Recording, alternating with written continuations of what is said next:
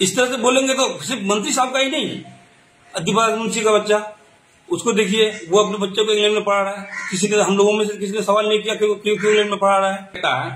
कांग्रेस का नेता जो होगा वो कम से कम ब्लॉक कमेटी में रहेगा, नहीं तो अंचल कमेटी में रहेगा, नहीं तो डिस्ट्रिक्ट कमेटी में रहेगा। मैं तो सोचता हूँ मौलाना नूरुल इस्लाम साहब कहीं नहीं है, फिर डायरेक्टली उसको निर्माण कमेटी का चेयरमैन बना दिया। ये बहुत बड़ी मुद्दा है।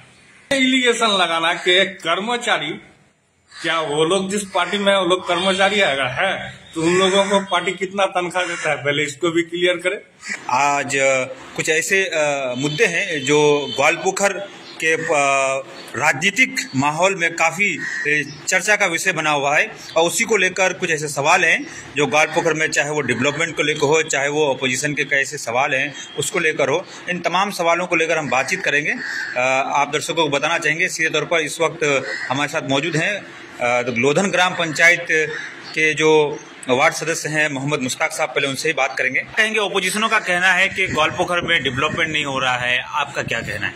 सबसे पहले मैं आपके चैनल को शुक्रिया अदा करता हूँ, और मैं पहली बार इस चैनल में आया हूँ। डेवलपमेंट विरोधी जब डेवलपमेंट के बारे में बोल रहा है तो डेवलपमेंट नजर नहीं आ रहा है क्या वो लोग को? इतना सारा डेवलपमेंट हुआ है, रास्ता घाट हर चीज, और किस चीज का दरकार है? आदमी लक्ष्मी भंडार पा रहा है, रूपश्री पा रहा है, कन्याश्री पा रहा है, पढ़ाई से लेकर मेडिकल तक हर चीज का फैसिलिटी है। जो बोल रहे हैं तो इससे पहले 34 साल पाम्पोन किया था, उसका एक नजर सामने दिखा दो। ये 34 पाम्पोन ये तो काम करके किया है। हम किसी के जाति इसमें नहीं जा रहे हैं। उन लोगों का ये कहना है कि ये जितने भी हाई स्कूल हैं, प्राइमरी स्कूल है, उस जमाने में ही हुआ है। नहीं, वो लोग तो उसके चाचा जनाब मरहूम, उसका क्या नाम है, हफीज आलम सैलानी साहब रिलीफ मंत्री ये काम करके दिखाया है ग्वालपोर में। बोलिए हमारे मंत्री साहब देखिए कितना डेवलप किया है, ब्लॉक में जाके देखिए कितना डेवलप किया। रास्ता घाट खाली बोलने से नहीं होगा, करके दिखाना पड़ेगा। बोल रहे हैं डेवलप का काम नहीं हुआ है, वो जो चंदा करके ला रहा है पैसा सब, वो कहाँ इस्तेमाल कर रहे हैं? वो चंदे का पैसा गरीब मिस्किन का पैसा है, वो सब लाके वो पब्लिक को डिस्प्यूट कर रहा है वोट कलेक्शन करने के लिए। अपना ये वोट ठीक कर रहा है, लेकिन जहां इस्तेमाल करना चाहिए वहां नहीं कर रहा है। मैं इसी बात को बोल के अपना ये खत्म कर रहा हूँ। अब तृणमूल कांग्रेस के ऊपर कई अपोजिशन के लोगों ने एक तरीके से आरोप लगाए हैं कि इलाके में डेवलपमेंट नहीं हो रहा है, इलाके में जो है अब तक एक कॉलेज नहीं बना है, और आप लोग डेवलपमेंट के दावा कर रहे हैं। किस नजरिए से इस बयान को देखते हैं? जी बहुत बहुत शुक्रिया आपके चैनल का, और आपके सभी व्यूअर्स को मेरी तरफ से सलाम आदाब। रही बात डेवलपमेंट की, तो हर चीज सबको दिखाई पड़ रहा है कैसा है क्या है। डेवलपमेंट अभी कुछ दिनों पहले की बात है, ये जो देवीगंज से किशनगंज रोड गया है, यहाँ पे कुछ विरोधी नेता जब रोड बना नहीं था तब खड़ा होकर के जगह जगह पर खड़ा होकर दिखाते थे कि यहाँ पे गड्ढा है, यहाँ पे गड्ढा है, यहाँ पे गड्ढा है। इसको हमारे मंत्री साहब ने करवाया। अभी सोलपाड़ा से क्या कहते हैं यहाँ दिल्ली का जो रास्ता है उसके बारे में सवाल उठा रहे थे कि ये नहीं हो रहा है, क्यों नहीं हो रहा है, कब तक हो रहा है। अच्छी बात है, सवाल उठाया था, अच्छी बात है। उसको भी हमारे मंत्री साहब ने इनोवेशन करवा ही दिया है, काम चल रहा है उसका। तो जब रास्ता नहीं बना था तब ये लोग सवाल कर रहे थे कि रास्ता नहीं हो रहा है, नहीं हो रहा है। आपने सवाल किया, अच्छी बात है, लेकिन अब जब रास्ता का काम हो रहा है तो उस पर भी आके दिखाइए ना कि हम लोगों ने सवाल किया था और वो काम चालू हो गया है। जब मंत्री साहब कोई काम नहीं करते हैं उस पर आप सवाल उठाते हैं, जब काम कर रहे हैं तो उसको भी तो दिखाइए कि काम हो रहा है। और बोलते हैं डेवलपमेंट नहीं हो रहा। डेवलपमेंट कैसे नहीं हो रहा है? कहाँ पर डेवलपमेंट नहीं? अभी कुछ कई दिनों से दिख रहा है कि डेवलपमेंट से हट करके जब इन लोगों को समझ में आ गया कि हाँ डेवलपमेंट होने लगा है, हालांकि हो तो पहले से ही रहा था, लेकिन इन लोगों के पास अब कोई जवाब नहीं रहा कि डेवलपमेंट कहाँ दिखाए कि कहाँ डेवलपमेंट नहीं हो, हर जगह डेवलपमेंट हो ही रहा है। तो अब इन लोग इन सब चीजों से हट करके आ गया कि किसी का जात पात को लेकर के कि मंत्री साहब अपने बेटी को इंग्लैंड में पढ़वा रहे हैं। हाँ जी, उन लोगों ये भी आरोप है कि मंत्री साहब अपने बच्चों को जो है, उनके भाई जो है कोई लंदन में, कोई दिल्ली में, कोटा में पढ़ाते हैं, और यहाँ के बच्चे कहाँ पढ़ने जाएंगे, यहाँ कॉलेज नहीं है। भाई देखिए, आपका ही गांव है, सब इंसान एक जैसा नहीं होता है, ऊंच नीच हर जगह है। किसी को हैसियत है वो इंग्लैंड में पढ़ा रहा है, मेरा हैसियत है हम इस्लामपुर में पढ़ा, जिसको जिस तरह का हैसियत होता है वो पढ़ाता है। अगर मंत्री साहब या फिर उसका भाई गुलाम रसूल साहब अपने बच्चे को लंदन में पढ़ा रहे हैं तो प्रॉब्लम क्या है? अच्छा है ना कि अपना ग्वालियर का एक बच्चा बाहर जाके कुछ सीख करके आएगा, कुछ अच्छा करेगा, आला तालीम हासिल कर पाएगा, तो ग्वालियर के लिए तो अच्छा है ना। तो इसमें आप लोगों को प्रॉब्लम क्या है? कई दिनों से सुन रहा हूँ कि मंत्री का बच्चा इंग्लैंड में पढ़ रहा है, इंग्लैंड, तो प्रॉब्लम क्या है? पढ़ रहा है तो पढ़ ही सकता है ना। वो पढ़ करके इंग्लैंड को थोड़ी ना आबाद करेगा, वो पढ़ करके हमारे ग्वालियर में ही है। इस तरह से बोलेंगे तो सिर्फ मंत्री साहब का ही नहीं, दिबाज मुंशी का बच्चा, उसको देखिए, वो अपने बच्चे को इंग्लैंड में पढ़ा रहा है। किसी ने, हम लोगों में से किसी ने सवाल नहीं किया कि वो क्यों इंग्लैंड में पढ़ा रहा है।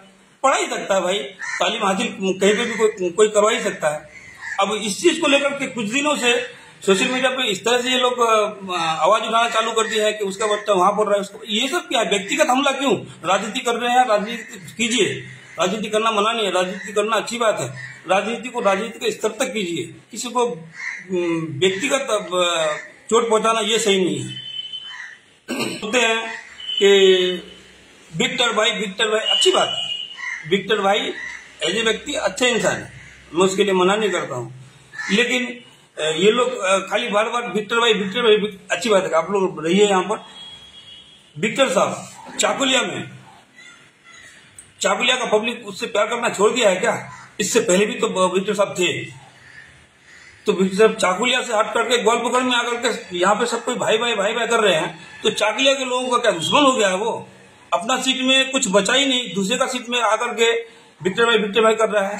तो हम लोग क्या समझे कि मतलब वहां के अवाम को खा चुका है, वो वहां के अवाम को खाने के बाद अब ग्वालियर को खाने के लिए आया है। अगर वो सही में नेता है तो पहले अपना सीट को बचाए ना, अपना सीट में खड़ा होकर के वहां से इलेक्शन लड़े। अपना सीट से अब इलेक्शन जीत नहीं पा रहे हैं और दूसरा का सीट में आकर के विक्टर भाई करवा रहे हैं, ये सब तो सही नहीं है ना।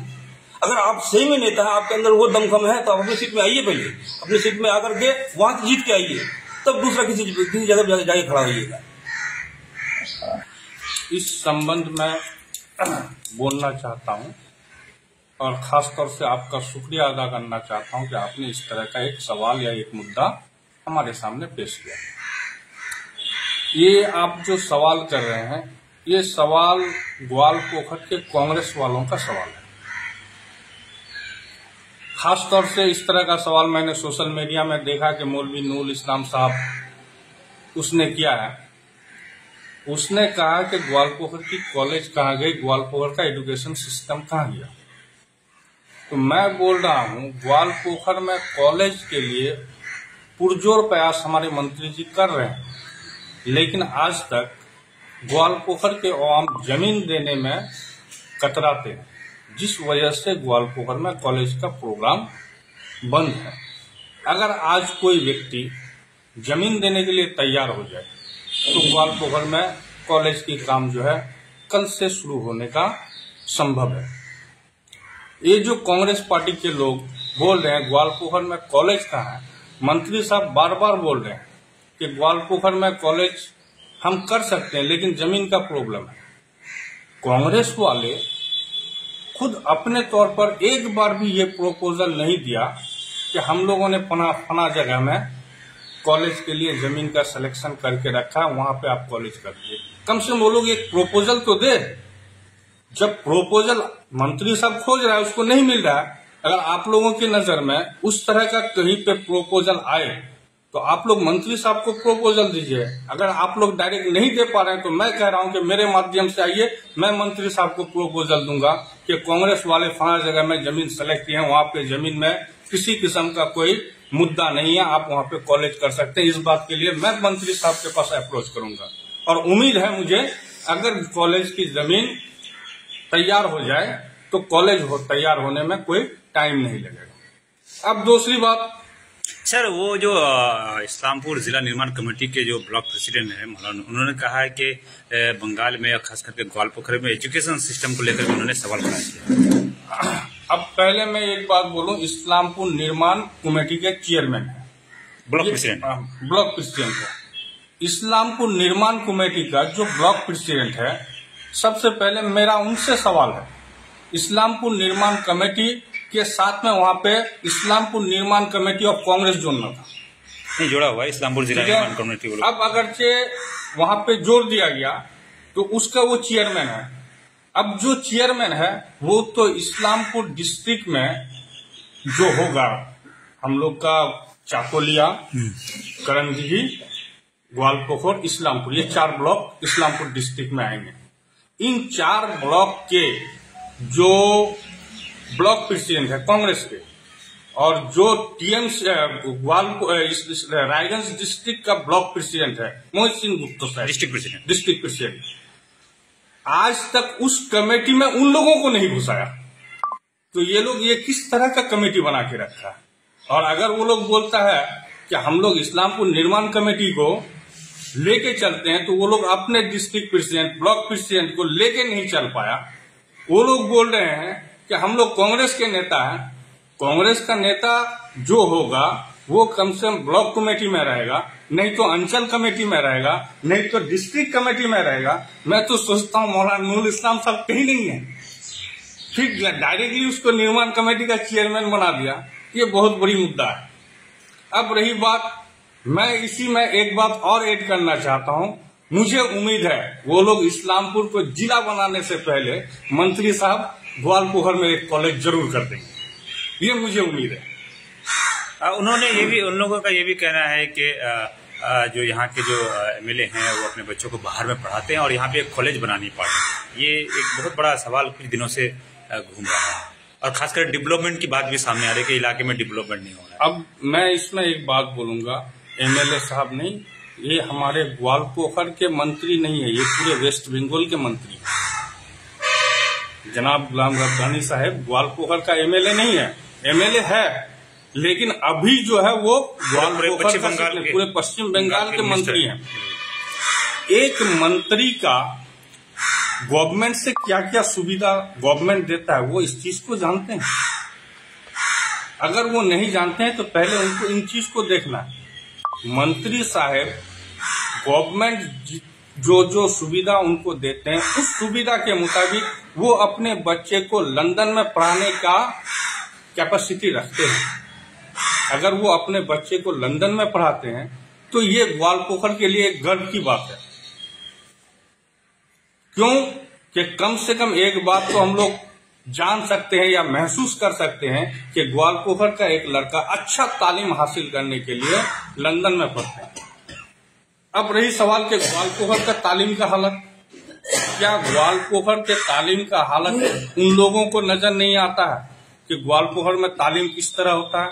अगर ग्वालपोखर में तालीम अच्छी नहीं होते तो ग्वालपोखर के बहुत सारे बच्चे आज आप लोग देखते हैं नीट में क्वालिफाई करते हैं, बहुत सारे बच्चे WBCS का प्रिपरेशन करते हैं, उसमें कुछ बच्चे का WBCS में हुआ भी है।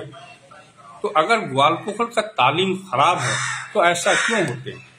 ग्वालपोखर के सभी स्कूलों का अगरचे रिजल्ट देखा जाए, माध्यमिक में अगरचे देखा जाए तो कोई भी स्कूल 70% से कम रिजल्ट नहीं करता है। फिर ग्वालपोखर का तालीम कैसे खराब है? अब रही सवाल, अभी फौरी तौर पर हर जगह पूरे वेस्ट बंगाल की तालीम जो है खराब है, लड़खड़ा गया है। कारण क्या है? 26,000 नौकरी सुप्रीम कोर्ट के ऑर्डर से चला गया। तो जब 26,000 अप्रोक्सीमेट 25,752 इतनी नौकरी अगरचे चले गए तो अभी ग्वालपोखर की तालीम का हाल खसरा होने का कारण ये है। और ये नौकरियां क्यों गई? सीपीएम, कांग्रेस, बीजेपी, इन लोगों की मिली भगत के वजह से इन टीचरों को स्कूलों को छोड़ना पड़ा है, जिस वजह से अभी जो है ये हालात बना हुआ है। लेकिन हमारे जनाब ममता बनर्जी साहब जो चीफ मिनिस्टर है, उसने वादा किया है कि मैं तालीम को सही करूंगा और जो टीचरों की नौकरी गई है मैं उन लोगों को भी सही रास्ते में लाके उनका नौकरी को रखने की कोशिश करूंगा। तो ये सब थोड़ा कारण हो सकता है, लेकिन वो लोग जो बोल रहा है कि तालीम नहीं हो रहा है, मैं इससे मुत्तफिक नहीं हूँ। निर्माण कमेटी के जो ब्लॉक प्रेसिडेंट है, उन्होंने तृणमूल कांग्रेस के लोगों को कर्मचारी भी कहा है। ये तो थोड़ा हंसने वाली बात है। तृणमूल कांग्रेस के जो वर्कर्स हैं, लीडर्स हैं, ये लोग कर्मचारी हैं। तो कांग्रेस के वर्कर क्या है? एजेंट है? अगर वो लोग एजेंट है तो बोलते कि हम लोग एजेंट है। हर पार्टी में कर्मचारी नहीं होता, बल्कि उसका नेता होता है या उसका रिप्रेजेंटेटिव होता है। अगर शायद वो ये सवाल करता कि कांग्रेस का नेता या कुछ ये लोग ऐसा कर रहे हैं तो मैं मानता। ये इलिगेशन लगाना कि कर्मचारी, क्या वो लोग जिस पार्टी में वो लोग कर्मचारी अगर है तो उन लोगों को पार्टी कितना तनख्वाह देता है, पहले इसको भी क्लियर करे।